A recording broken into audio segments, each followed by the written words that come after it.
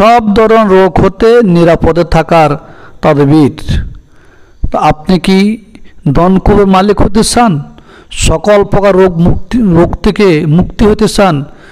অসংখ্য অগণিত ডাক্তার, মহাডাক্তার, কবিরা সব কিছু শেষ করছেন, কিন্তু আপনি রোগ থেকে মুক্ত হতে চান না। তাহলে কোরআনের নক্ষত্রের ভিতরে আসেন, কোরআনের মওজিজার ভিতরে আসেন।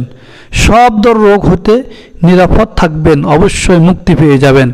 যেমন আল্লাহ রাব্বুল আলামিন বাণী, আলহামদুলিল্লাহিল্লাযী খালাকাস সামাওয়াতি ওয়াল আরদি ওয়াজআলা যুলুমাতি ওয়ান নূর সুম্মাল্লাযীনা কাফারু বিরাব্বিহিম ইয়াদিলুন। সমস্ত প্রশংসা ওই আল্লাহ তাআলার জন্য, যিনি আকাশ এবং জমিন সৃষ্টি করেছেন, অন্ধকার এবং আলো সৃষ্টি করেছেন, এবং অতঃপর ওই সমস্ত ব্যক্তি যারা কুফরি করে তার রবের সাথে বিমুখতা অবলম্বন করে, ওই সমস্ত ব্যক্তি যারা কুফরি করে এবং তার রব থেকে তারা বিমুখতা অবলম্বন করেছে। তো যেই ব্যক্তি সকাল সন্ধ্যা এই আয়াতটি 7 বার তেলাওয়াত করে, হাতে ফুঁক দিয়ে ওই হাত সমস্ত বক্ষে মোচন করবে, আল্লাহ রাব্বুল আলামিন তাকে সকল প্রকার মুসিবত থেকে হেফাজত করবেন, কঠিন রোগ থেকে তাকে হেফাজত করবেন। আসেন স্বাস্থ্য রক্ষার জটিল রোগ থেকে মুক্তি লাভের তাদবীর। স্বাস্থ্য রক্ষা এবং জটিল রোগ থেকে মুক্তি লাভের তাদবীর।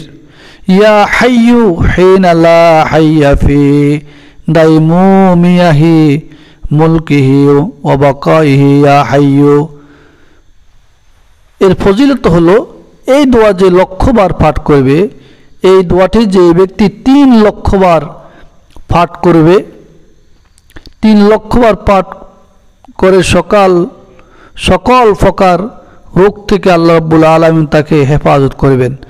এই দোয়া যেই ব্যক্তি 3 লক্ষ বার পাঠ করবে, আল্লাহ রাব্বুল আলামিন সকল প্রকারের মুসিবত এবং সকল প্রকারের রোগ থেকে আল্লাহ তাআলা তাকে হেফাজত করবেন। 2 নম্বরে, এই দোয়াটি সূরা ফাতিহা সহ, এই দোয়া এবং সূরা ফাতিহা সাদা চিনির মাটির বাসনে লিখে পানি দ্বারা ধৌত করে রোগীকে 7 দিন পান করাবে এবং 1,40,000 বার বিসমিল্লাহ পড়বে।